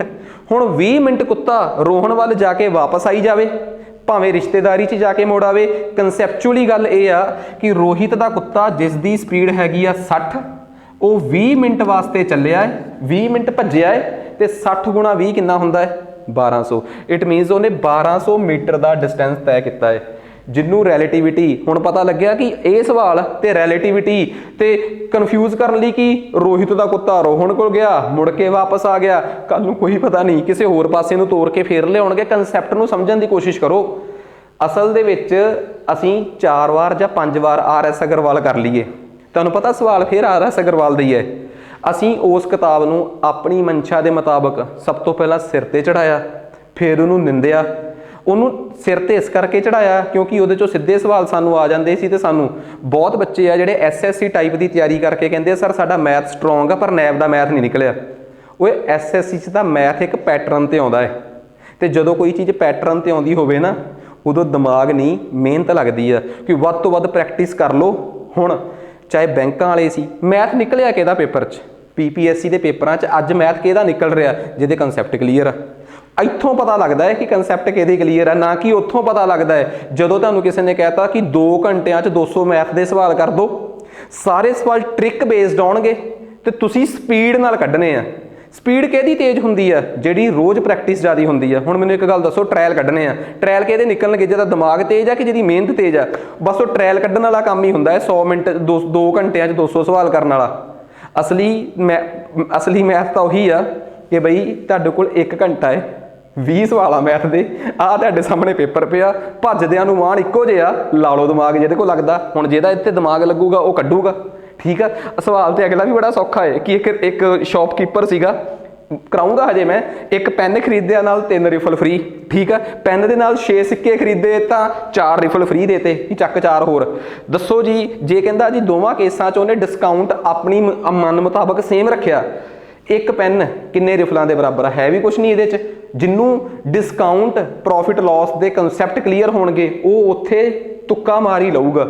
ਖੈਰ ਆਪਾਂ ਇਹਦੇ ਤੇ ਨਹੀਂ ਹਜੇ ਤਾਂ, ਕਿਉਂਕਿ ਮੈਂ ਤਾਂ ਤੁਹਾਨੂੰ ਦੱਸ ਰਿਹਾ ਕਿ ਹਜੇ ਤਾਂ ਮੇਰਾ ਟਾਰਗੇਟ ਹੀ 3 ਸਵਾਲ ਉਹ ਮੈਂ ਦੱਸਿਆ ਸੀ ਨਾ ਕਿ ਇੱਕ ਦਿਨ 'ਚ ਹਾਰਡਲੀ 10-15 ਸਵਾਲ ਹੀ ਹੋਣਗੇ। ਉਹਦੀ ਵਜ੍ਹਾ ਕਿਉਂਕਿ ਇੱਕ ਸਵਾਲ ਬਰਾਬਰ ਹੈ ਇੱਕ ਕਨਸੈਪਟ। ਆ ਜਾਓ। ਸੁਨੀਲ, ਪਰਮ, ਵਿਕਾਸ। ਸੁਨੀਲ ਦੀ ਸਪੀਡ 20, ਪਰਮ ਦੀ 50 ਤੇ ਵਿਕਾਸ ਦੀ 80। ਠੀਕ ਹੈ ਜੀ। ਸੁਨੀਲ A ਪੁਆਇੰਟ ਤੋਂ ਸਟਾਰਟ ਹੋਇਆ B ਵੱਲ। ਠੀਕ ਆ। ਸਭ ਤੋਂ ਪਹਿਲਾਂ ਸੁਨੀਲ ਗਿਆ A ਪੁਆਇੰਟ ਤੋਂ। ਪਰਮ ਉਸ ਤੋਂ ਬਾਅਦ 2 ਘੰਟੇ ਬਾਅਦ ਸਟਾਰਟ ਹੋਇਆ। ਪਰਮ 2 ਘੰਟੇ ਬਾਅਦ ਸਟਾਰਟ ਹੋਇਆ। ਠੀਕ ਆ। ਤੇ ਵਿਕਾਸ ਪਰਮ ਤੋਂ ਕੁਝ ਸਮੇਂ ਬਾਅਦ ਸਟਾਰਟ ਹੋਇਆ। ਠੀਕ ਆ। ਪਰਮ ਤੇ ਵਿਕਾਸ ਦੋਵਾਂ ਨੇ ਸੁਨੀਲ ਨੂੰ, ਸਭ ਤੋਂ ਪਹਿਲਾਂ ਕੌਣ ਸਟਾਰਟ ਹੋਇਆ? ਸੁਨੀਲ। ਸੁਨੀਲ ਬਹੁਤ ਅੱਗੇ ਪਹੁੰਚ ਚੁੱਕਿਆ ਇਸ ਟਾਈਮ। ਠੀਕ ਆ। ਦੂਜੇ ਨੰਬਰ ਤੇ ਕੌਣ ਸਟਾਰਟ ਹੋਇਆ ਹੈ? ਪਰਮ। ਪਰਮ ਇੱਥੋਂ ਚੱਲ ਕੇ ਸੁਨੀਲ ਤੱਕ ਪਹੁੰਚਿਆ। ਤੀਜੇ ਨੰਬਰ ਤੇ ਕੌਣ ਸਟਾਰਟ ਹੋਇਆ ਹੈ? ਵਿਕਾਸ। ਵਿਕਾਸ ਇੱਥੋਂ ਚੱਲ ਕੇ ਸੁਨੀਲ ਤੱਕ ਪਹੁੰਚਿਆ। ਤੇ ਸ਼ੌਕਿੰਗ ਪਤਾ ਕੀ ਆ? ਸਭ ਤੋਂ ਵਧੀਆ ਗੱਲ ਕੀ ਇਹਦੇ 'ਚ ਲੱਗੀ ਮੈਨੂੰ, ਕਹਿੰਦੇ ਇੰਨੇ ਤੇ ਇੰਨੇ, ਦੂਜੇ ਤੇ ਕੌਣ ਸੀਗਾ? ਪਰਮ। ਤੇ ਤੀਜੇ ਤੇ ਕੌਣ ਸੀਗਾ? ਵਿਕਾਸ। ਪਰਮ ਤੇ ਵਿਕਾਸ ਸੁਨੀਲ ਨੂੰ ਇੱਕੋ ਜਗ੍ਹਾ ਤੇ ਕ੍ਰਾਸ ਕਰ ਗਏ। ਪਰਮ ਤੇ ਵਿਕਾਸ ਸੁਨੀਲ ਨੂੰ ਇੱਕੋ ਇਨਸਟੈਂਟ ਤੇ ਇੱਕੋ ਪਲ ਕ੍ਰਾਸ ਕਰ ਗਏ, ਇੱਕੋ ਪਲ ਕ੍ਰਾਸ ਕਰ ਗਏ। ਠੀਕ ਆ। ਇਹਦਾ ਮਤਲਬ ਤੁਸੀਂ ਸਿੰਪਲ ਜੀ ਗੱਲ ਆ ਕਿ ਹੁਣ ਤੁਸੀਂ ਆਪ ਇੱਥੋਂ ਦੇਖੋ ਕਿ ਅਸੀਂ ਇਸ ਚੀਜ਼ ਨੂੰ ਕਿਵੇਂ ਕਰਾਂਗੇ। ਪਹਿਲੇ ਦੀ ਸਪੀਡ ਆ 20। ਠੀਕ ਆ। ਪਹਿਲੇ ਦੀ ਸਪੀਡ ਕਿੰਨੀ ਹੈ ਜੀ? 20। ਦੂਜੇ ਦੀ ਸਪੀਡ ਆ 50। ਤੀਸਰੇ ਦੀ ਸਪੀਡ ਕਿੰਨੀ ਹੈ ਜੀ ਆਪਣੇ ਕੋਲ? 80। Sunil starts from point A, Param starts 2 ਘੰਟੇ ਬਾਅਦ ਗਿਆ। ਠੀਕ ਆ। ਆਫਟਰ ਦੀ ਸੁਨੀਲ ਸਟਾਰਟ, ਉਹ 2 ਘੰਟੇ ਬਾਅਦ ਚੱਲਿਆ। ਠੀਕ ਆ। ਤੀਸਰੇ ਵਾਲੇ ਬੰਦੇ ਨੇ ਵਿਕਾਸ leave sometimes from point A। ਤਿੰਨੇ ਬੰਦੇ ਇੱਕੋ ਜਗ੍ਹਾ ਤੋਂ ਚੱਲੇ ਆ। ਠੀਕ ਆ। ਇੱਕੋ ਜਗ੍ਹਾ ਤੋਂ ਚੱਲੇ ਆ ਤੇ ਅੱਗੇ ਜਾ ਕੇ ਇੱਕੋ ਜਗ੍ਹਾ ਤੇ ਮਿਲ ਗਏ। ਗੌਰ ਕਰਿਓ, ਤਿੰਨੇ ਬੰਦੇ ਇੱਕੋ ਜਗ੍ਹਾ ਤੋਂ ਚੱਲੇ ਆ ਨਾ, ਇੱਕੋ ਜਗ੍ਹਾ ਤੋਂ A ਪੁਆਇੰਟ ਤੋਂ ਚੱਲੇ ਆ, ਤੇ ਜਿੱਥੇ ਸੁਨੀਲ ਉੱਥੇ ਸੁਨੀਲ ਨੂੰ ਪਰਮ ਤੇ ਵਿਕਾਸ ਮਿਲੇ। ਮੰਨ ਲਓ ਕਿਸੇ ਨੇ ਕਹਿਤਾ ਕਿ ਯਾਰ ਤੈਨੂੰ ਉਹ ਦੋਵੇਂ ਬੰਦੇ ਮਗਰੋਂ ਆਏ ਸੀਗੇ, ਤੈਨੂੰ ਕਿੱਥੇ ਮਿਲੇ? ਉਹ ਕਹਿੰਦਾ ਜੀ ਲਾਈਟਾਂ ਵਾਲੇ ਚੌਂਕ ਤੇ ਮਿਲੇ। ਏ ਪੁਆਇੰਟ ਤੋਂ ਲੈ ਕੇ ਲਾਈਟਾਂ ਵਾਲੇ ਪੁਆਇੰਟ ਤੱਕ ਦੀ ਕਿਹੜੀ ਚੀਜ਼ ਇੱਕ ਬਰਾਬਰ ਲੱਗਦੀ ਹੈ ਤੁਹਾਨੂੰ? ਡਿਸਟੈਂਸ।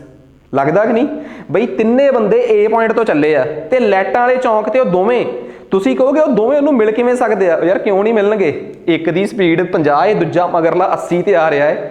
ਬੇਸ਼ੱਕ ਉਹ ਥੋੜੀ ਲੇਟ ਚੱਲਣਗੇ। 20 ਵਾਲੀ ਸਾਈਕਲ ਤੇ ਜਾ ਰਿਹਾ ਜਿਹੜਾ, ਉਹ ਤੋਂ ਮਗਰ ਜਿਹੜਾ ਬੰਦਾ ਮੋਟਰਸਾਈਕਲ ਤੇ ਜਾ ਰਿਹਾ, ਉਹ ਬੇਸ਼ੱਕ ਕਿੰਨੇ ਘੰਟੇ ਲੇਟ ਚੱਲਿਆ ਉਹਦੇ ਤੋਂ? 2 ਘੰਟੇ ਲੇਟ ਚੱਲਿਆ, ਪਰ ਉਹ ਉਸੇ ਜਗ੍ਹਾ ਤੇ ਉਹਨੂੰ ਮਿਲ ਗਿਆ ਨਾ ਲਾਈਟਾਂ ਵਾਲੇ ਚੌਂਕ ਤੇ। ਤੀਜਾ ਬੰਦਾ ਉਸੇ ਜਗ੍ਹਾ ਤੋਂ ਕਾਰ ਤੇ ਚੱਲਿਆ, 80 ਦੀ ਸਪੀਡ ਤੇ ਉਹਦੀ ਕਾਰ ਗਈ, ਉਹ ਵੀ ਉਹਨਾਂ ਨੂੰ ਲਾਈਟਾਂ ਵਾਲੇ ਚੌਂਕ ਤੇ ਮਿਲ ਗਿਆ। ਤਿੰਨੇ ਜਾਣੇ ਬਸ ਇਹ ਸਮਝ ਲਓ ਕਿ ਲਾਈਟਾਂ ਵਾਲੇ ਚੌਂਕ ਤੇ ਇਕੱਠੇ ਹੋ ਗਏ।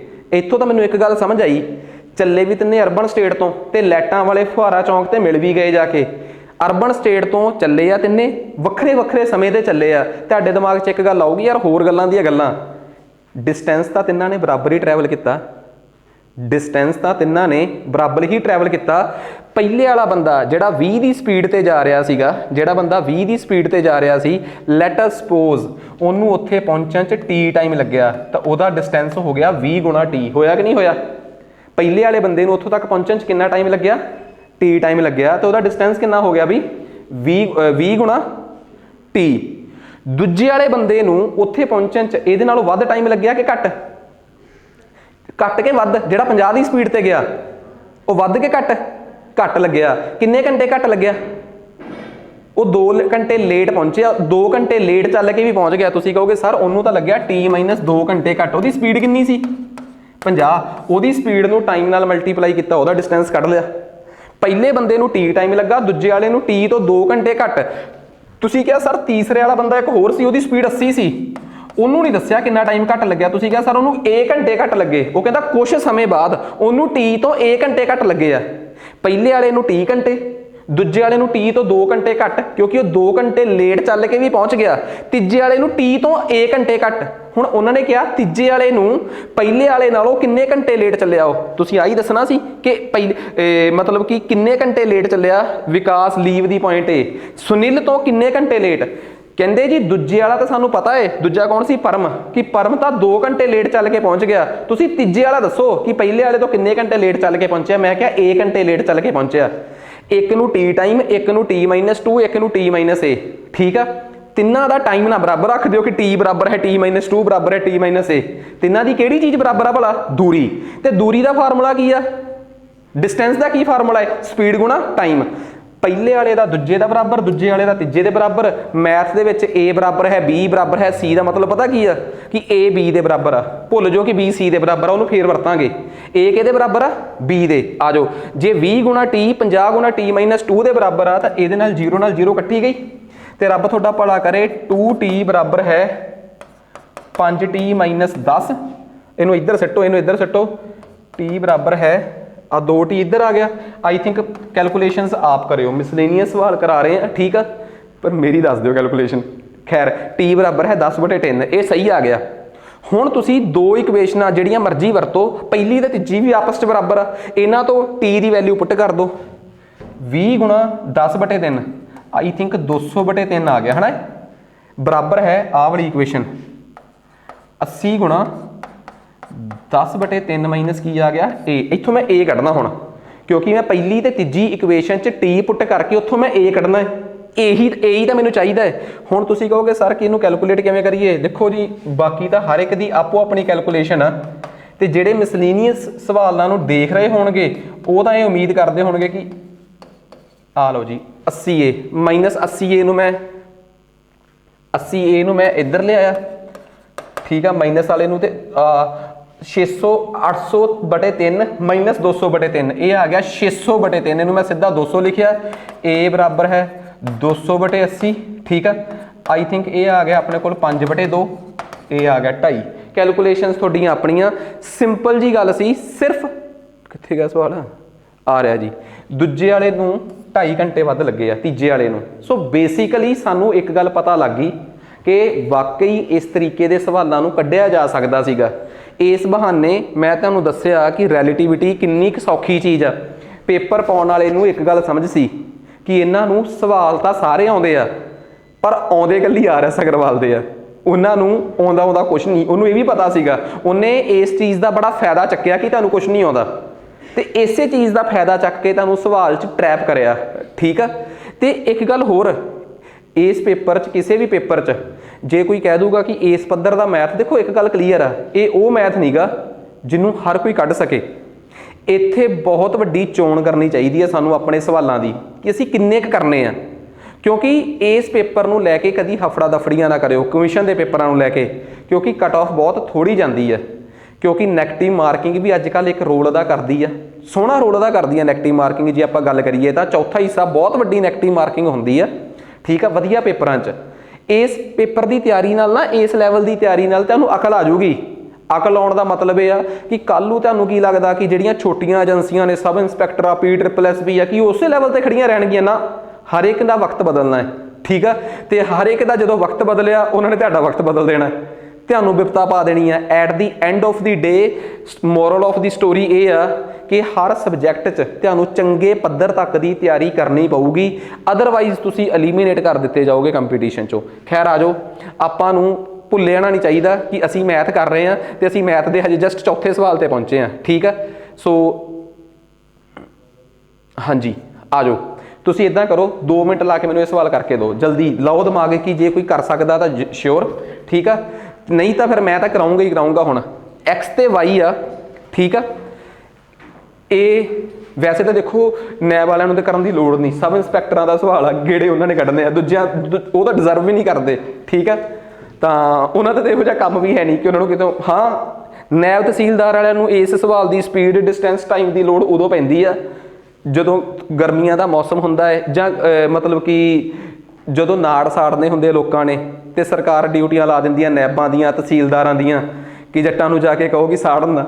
ਠੀਕ ਆ। ਫਿਰ ਉਹ ਬਿਠਾ ਲੈਂਦੇ ਆ ਉੱਥੇ ਕਿ ਇੱਥੇ ਬਾਊ, ਤਾਂ ਫਿਰ ਉਦੋਂ ਭੱਜਣਾ ਪੈਂਦਾ ਹੈ। ਉਹੀ ਇੱਕ ਸਥਿਤੀ ਥੋੜ੍ਹੀ ਜਿਹੀ ਹੁੰਦੀ ਆ ਅਜੀਬ ਜੀ ਇਹਨਾਂ ਦੀ ਜ਼ਿੰਦਗੀ 'ਚ। ਔਖਾ ਟਾਈਮ ਤਾਂ ਹਰੇਕ ਤੇ ਆਉਂਦਾ ਹੈ, ਅਦਰਵਾਈਜ਼ ਇਸ ਫਾਰਮੂਲੇ ਦੀ ਬਹੁਤੀ ਲੋੜ ਉਹਨਾਂ ਨੂੰ ਪੈਂਦੀ ਨਹੀਂ। ਖੈਰ ਆ ਜਾਓ ਕਿ X ਤੇ Y 3 ਕਿਲੋਮੀਟਰ ਟਰੈਵਲ ਕਰਦੇ ਆ, 3 ਕਿਲੋਮੀਟਰ ਟਰੈਵਲ ਕਰਨਗੇ ਸਰਕੂਲਰ ਕੋਰਸ ਤੇ, ਜਿਹਦੀ ਲੰਬਾਈ ਕਿੰਨੀ ਆ? 300 ਮੀਟਰ। ਠੀਕ ਹੈ ਜੀ। 300 ਮੀਟਰ ਦੀ ਲੰਬਾਈ ਆ, 300 ਮੀਟਰ ਦਾ ਘੇਰਾ ਇੱਕ ਗਰਾਊਂਡ ਦਾ।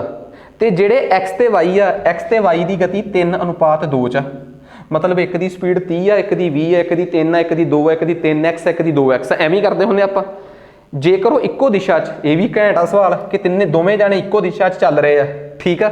ਕਿੰਨੀ ਵਾਰੀ ਪਹਿਲੇ ਵਾਲਾ ਦੂਜੇ ਵਾਲੇ ਨੂੰ ਪਾਸ ਕਰੂਗਾ? ਓਬਵੀਅਸ ਜੀ ਗੱਲ ਆ, ਕਰੂਗਾ ਤਾਂ ਸ਼ੋਰ, ਪਾਸ ਤਾਂ ਕਰਨਾ ਹੀ ਆ ਉਹਨੇ। ਠੀਕ ਆ।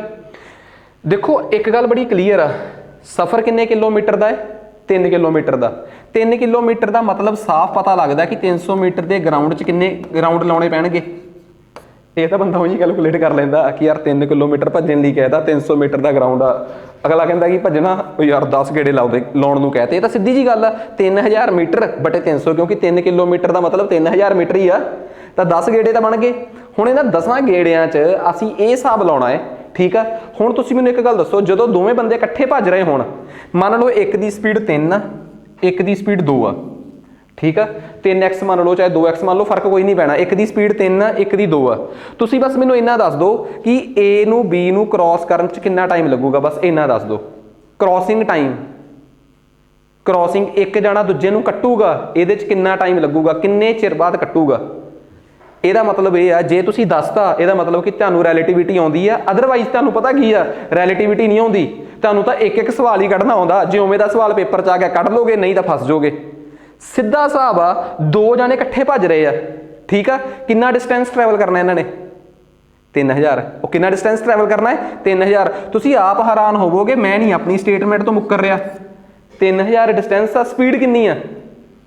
ਇੱਕ ਦੀ 3 ਆ, ਇੱਕ ਦੀ ਕੀ ਆ? 2।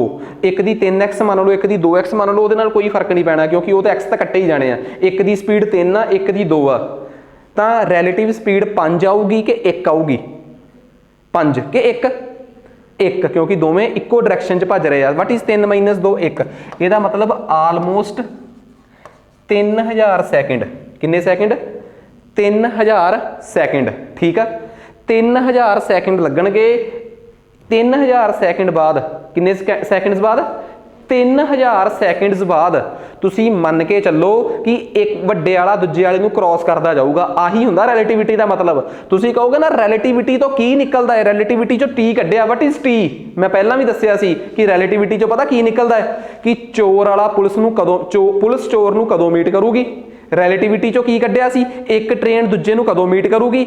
ਇੱਥੇ ਮੈਂ ਰਿਲੇਟਿਵਿਟੀ ਚੋਂ ਕੀ ਕੱਢਿਆ ਕਿ ਇੱਕ ਬੰਦਾ ਦੂਜੇ ਨੂੰ ਕਿੰਨੇ ਚਿਰ ਬਾਅਦ ਮਿਲੂਗਾ। ਤੁਸੀਂ ਕਿਹਾ ਜੀ ਇਹੀ ਹੁੰਦਾ ਰਿਲੇਟਿਵਿਟੀ ਚੋਂ ਕੱਢੇ ਟਾਈਮ ਦਾ ਮਤਲਬ। ਜਿਹਨੂੰ ਕਨਸੈਪਟ ਟ੍ਰੇਨਾਂ ਵਾਲਾ ਕਲੀਅਰ ਸੀ ਉਹ ਇੱਥੇ ਲੱਗ ਗਿਆ, ਇਹੀ ਵਿਕਾਸ ਤੇ ਲੱਗਿਆ ਸੀ, ਇਹੀ ਰੋਹਨ ਰਾਜਦੀਪ ਜੋ ਵੀ ਸੀਗਾ, ਕੀ ਸੀਗਾ, ਰੋਹਨ ਰੋਹਿਤ, ਠੀਕ ਆ, ਉਹਨਾਂ ਤੇ ਲੱਗ ਗਿਆ। ਆ 3000 ਸਕਿੰਟ ਨੂੰ ਥੋੜਾ ਜਿਹਾ ਸੌਖਾ ਕਰ ਲਓ। ਮਤਲਬ ਇੱਕ ਗੱਲ ਤਾਂ ਆਈਡੀਆ ਲੱਗ ਗਿਆ ਕਿ 5-5 ਮਿੰਟ ਬਾਅਦ ਉਹਨੂੰ ਕ੍ਰਾਸ ਕਰਦਾ ਜਾਊਗਾ। ਕਿੰਨੇ ਮਿੰਟ ਬਾਅਦ? 5 ਮਿੰਟ ਬਾਅਦ। ਕਿੰਨੇ ਬਾਅਦ? ਹਾਂਜੀ 3000 ਸੈਕਿੰਡ। ਇੱਕ ਮਿੰਟ ਆਪਾਂ ਨੂੰ ਉਹਨਾਂ ਨੇ ਕਿਹਾ ਕਿ ਉਹਨਾਂ ਨੇ ਕ੍ਰਾਸ ਕਰਨਾ ਹੈ 1 ਮਿੰਟ ਇੱਕ ਗੇੜੇ 'ਚ 300 ਬਟੇ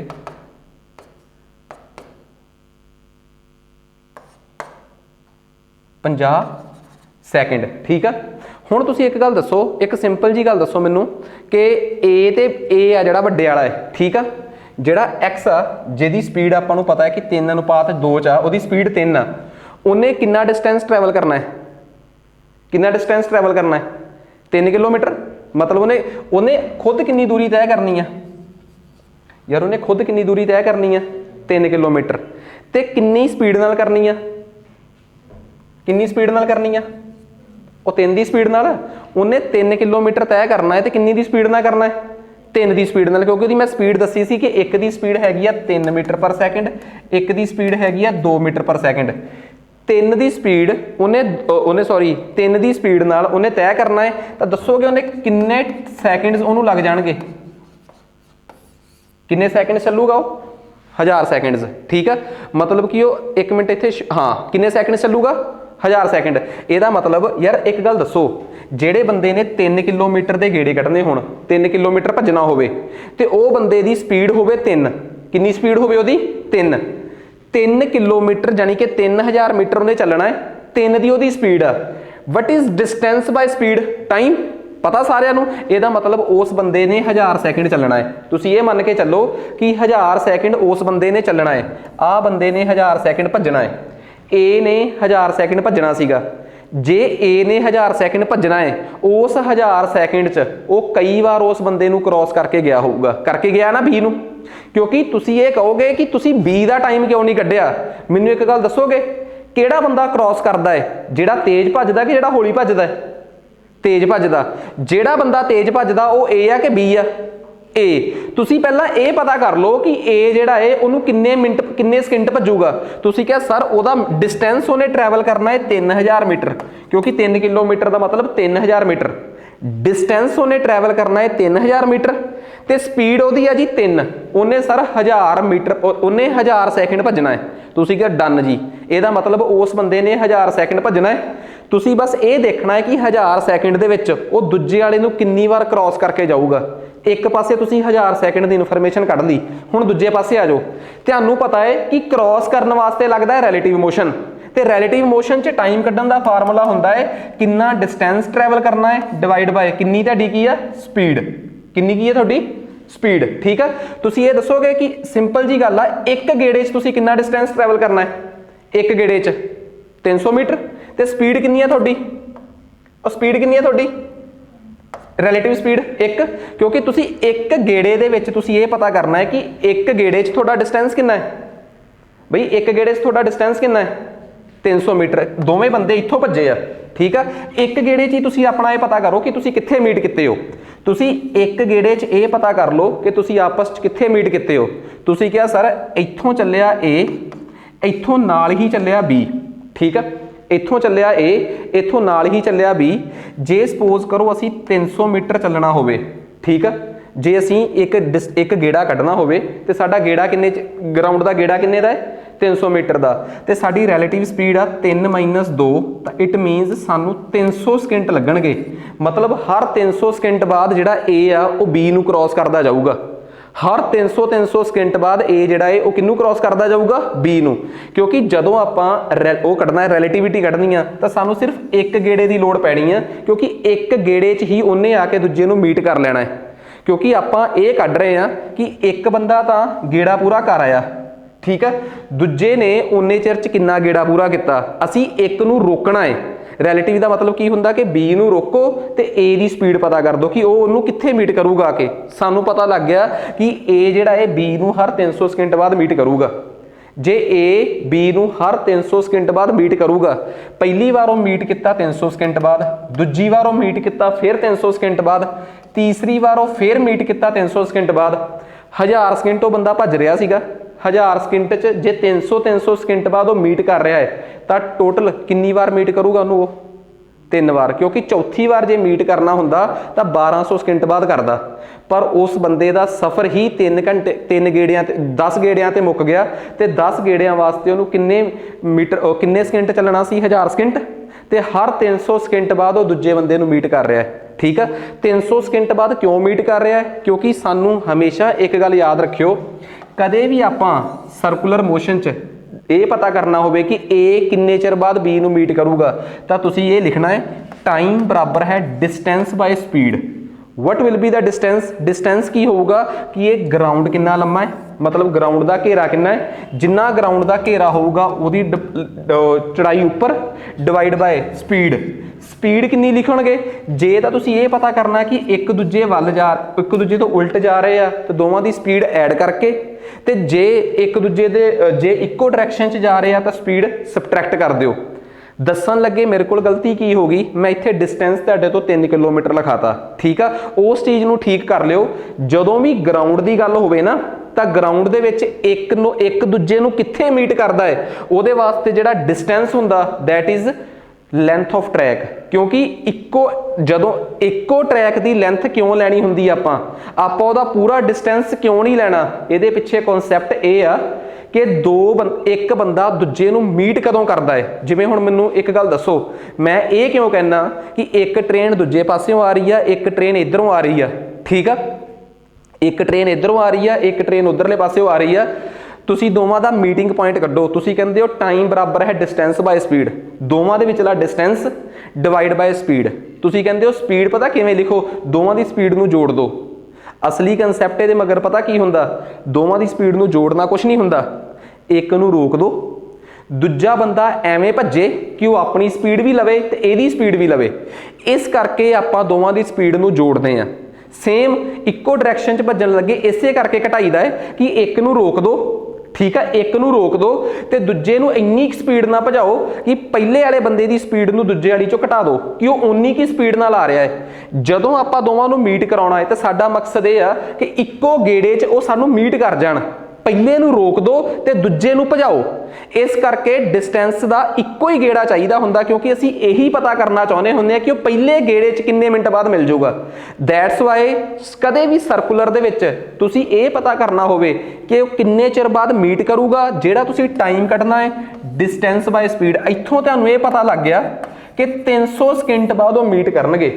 ਤੇ ਇੱਕ ਗੱਲ ਯਾਦ ਰੱਖਿਓ, ਜਦੋਂ ਤੁਹਾਨੂੰ ਇਹ ਵੀ ਪਤਾ ਲੱਗ ਗਿਆ ਕਿ A ਜਿਹੜਾ ਹੈ ਹਰ 300 ਸਕਿੰਟ ਬਾਅਦ B ਨੂੰ ਮੀਟ ਕਰ ਰਿਹਾ ਹੈ, ਦੂਜੇ ਪਾਸਿਓਂ ਤੁਹਾਨੂੰ ਇੱਕ ਗੱਲ ਹੋਰ ਪਤਾ ਲੱਗ ਗਈ ਕਿ A ਤਾਂ ਚੱਲੂਗਾ ਹੀ 1000 ਸਕਿੰਟ, ਬਸ A ਚੱਲੂਗਾ ਹੀ 1000 ਸਕਿੰਟ। ਉਹ ਤੁਹਾਨੂੰ ਕਿਵੇਂ ਪਤਾ ਲੱਗ ਗਿਆ ਕਿ ਜੀ A ਨੇ 10 ਗੇੜੇ ਲਾਉਣੇ ਆ, 3000 ਮੀਟਰ ਦਾ ਉਹਦਾ ਪੂਰੇ ਦਾ ਪੂਰਾ ਡਿਸਟੈਂਸ ਬਣਦਾ ਹੈ, ਉਹਦੀ 3 ਦੀ ਸਪੀਡ ਆ, ਉਹਨੇ 1000 ਸਕਿੰਟ ਚੱਲਣਾ ਹੈ ਤੇ ਹਰ 300 ਸਕਿੰਟ ਬਾਅਦ ਉਹ ਦੂਜੇ ਨੂੰ ਕੱਟਦਾ ਹੈ।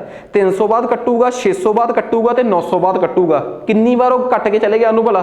3 ਵਾਰ। ਸੋ ਇਹ ਕਨਸੈਪਟ ਆ ਸਾਡਾ ਰਿਲੇਟਿਵਿਟੀ ਦਾ। ਉਮੀਦ ਕਰਦਾ ਕਿ ਸਮਝ ਆ ਗਿਆ ਹੋਊਗਾ। ਮੀਨਸ ਜੇ ਤੁਸੀਂ ਮੇਰੇ ਲੈਕਚਰ ਦਾ ਇੰਨਾ ਕਿ ਹਿੱਸਾ ਲਾ ਲਿਆ ਤਾਂ ਤੁਹਾਨੂੰ ਇਹ ਸਮਝ ਲਓ ਕਿ ਆਪਾਂ ਨੂੰ ਇਹ ਕਨਸੈਪਟ ਕਲੀਅਰ ਹੋ ਜਾਊਗਾ ਕਿ ਇਸ ਤਰੀਕੇ ਦੇ ਸਵਾਲਾਂ ਨੂੰ ਹੱਥ ਕਿਵੇਂ ਪਾਉਣਾ ਹੈ, ਠੀਕ ਆ।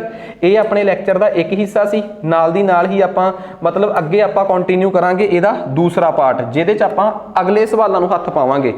ਬਿਕੋਜ਼ ਚੈਪਟਰ ਹਰ ਸਵਾਲ ਕਰਨ ਦਾ ਮਤਲਬ ਹੋਊਗਾ ਕਨਸੈਪਟ ਕਲੀਅਰੈਂਸ, ਠੀਕ ਆ। ਜੇ ਆਪਣੇ ਕਨਸੈਪਟ ਹੀ ਨਾ ਕਲੀਅਰ ਹੋਏ ਫਿਰ ਆਪਾਂ ਨੂੰ ਕੋਈ ਫਾਇਦਾ ਨਹੀਂ।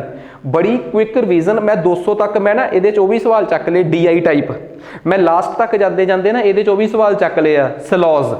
ਤੇ ਅੱਜ ਕੱਲ PPSC ਨਾ ਇੱਕ ਲੈਵਲ ਤੇ ਹੋਰ ਪਹੁੰਚ ਗਈ ਆ। ਜੇ ਆਪਾਂ ਕਮਿਸ਼ਨ ਦੀ ਗੱਲ ਕਰੀਏ, ਬਾਕੀ ਅਦਾਰੇ ਵੀ ਐਵੇਂ ਹੀ ਚੱਲ ਰਹੇ ਆ, ਇਹ ਨਹੀਂ ਕਿ ਕੋਈ ਫਰਕ ਕਿ ਟਾਰਗੇਟ ਇੱਕ ਨੂੰ ਹੀ ਕੀਤਾ ਜਾ ਰਿਹਾ ਹੈ, ਟਾਰਗੇਟ ਕੀਤਾ ਜਾ ਰਿਹਾ ਕਨਸੈਪਟ ਨੂੰ।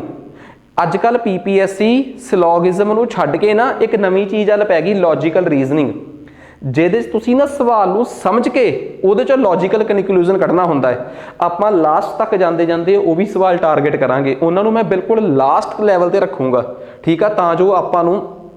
ਤੇ ਮੈਂ ਇਹ ਜਦੋਂ ਸ਼ੀਟ ਤੁਹਾਨੂੰ ਬਾਈਲਿੰਗੁਅਲ ਹੋ ਕੇ ਮਿਲੂਗੀ ਨਾ, ਇੰਗਲਿਸ਼ ਪੰਜਾਬੀ ਵਾਲੀ ਅੱਡ ਅੱਡ ਹੀ ਮਿਲੂਗੀ, ਤਾਂ ਸਾਰੇ ਇੱਕੋ ਟੌਪਿਕ ਦੇ ਸਵਾਲ ਇਕੱਠੇ ਹੋਣਗੇ। ਇੱਥੇ ਅੱਡ ਅੱਡ ਸਿਰਫ ਇਸ ਕਰਕੇ ਪਏ ਆ ਕਿਉਂਕਿ ਕੁਛ ਮੈਂ UPSC ਦੇ ਇੱਕ ਪੇਪਰ 'ਚ ਚੱਕੇ, ਕੁਛ ਦੂਜੇ 'ਚੋਂ, ਕੁਛ PPSC ਦੇ ਇੱਕ ਪੇਪਰ 'ਚੋਂ, ਬਹੁਤ ਸਾਰੇ ਪੇਪਰ ਜਿਹੜੇ ਆ ਉਹ ਸਾਹਮਣੇ ਦੇਖਣੇ ਪੈ ਰਹੇ ਆ, ਤਾਂ ਕਰਕੇ। ਸੋ ਮੈਂ ਹੁਣ ਇਹਨਾਂ ਨੂੰ ਨਾਲ ਦੀ ਨਾਲ ਤੁਹਾਨੂੰ ਸੀਕੁਐਂਸ ਵੀ ਇੱਕ ਹੋਵੇ ਤਾਂ ਕਿ ਪ੍ਰੈਕਟਿਸ ਕਰਨ ਦਾ ਮਜ਼ਾ ਵੀ ਆਵੇ। ਹੁਣ ਜਿਹੜਾ ਆਪਣਾ ਅਗਲਾ ਹਿੱਸਾ ਹੋਊਗਾ ਨਾ, ਦੂਸਰਾ ਲੈਕਚਰ ਹੋਊਗਾ, ਉਹਦੇ 'ਚ ਆਪਣੇ ਸਵਾਲ ਡੋਮੀਨੇਟ ਕਰਨਗੇ ਪਰਮੂਟੇਸ਼ਨ ਤੇ ਕੰਬੀਨੇਸ਼ਨ ਦੇ, ਪ੍ਰੋਬੇਬਿਲਟੀ ਦੇ ਨਹੀਂ। ਤੇ ਤੁਸੀਂ ਦੇਖਿਓ 2 ਕਿ 3 ਸਵਾਲ ਆਏ ਸੀ ਨੈਬ ਤਹਿਸੀਲਦਾਰ ਦੇ ਪੇਪਰ 'ਚ ਵੀ ਉਸ ਲੈਵਲ ਦੇ। ਸੋ ਕਮਿਸ਼ਨ ਦੇ ਲੈਵਲ ਨੂੰ ਹੀ ਆਪਾਂ ਹਿੱਟ ਕਰਾਂਗੇ। UPSC ਜਿਹੜਾ ਹੈ ਨਾ, ਉਹਦੇ ਪੁਰਾਣੇ ਪੇਪਰਾਂ ਦੇ ਸਵਾਲ ਮੋਰ ਦੈਨ ਸਫੀਸ਼ੀਐਂਟ ਹੁੰਦੇ ਆ। ਜੇ ਕਿਸੇ ਨੇ ਕੋਈ ਮੈਨੂੰ ਕਹੇ ਸਰ ਕਿ ਜਿਹੜਾ ਬੰਦਾ ਨਾ ਸੀਰੀਅਸਲੀ ਥੋਰੋਲੀ RS ਅਗਰਵਾਲ ਵੀ ਪੜ੍ਹ ਗਿਆ, ਉਹ ਵੀ ਧੋਖਾ ਨਹੀਂ ਖਾਂਦਾ ਪੇਪਰ 'ਚ, ਕਿਉਂਕਿ ਕਨਸੈਪਟ ਕਲੀਅਰ ਹੋਣਗੇ। ਠੀਕ ਆ, ਮਿਲਦੇ ਆ ਅਗਲੇ ਲੈਕਚਰ 'ਚ।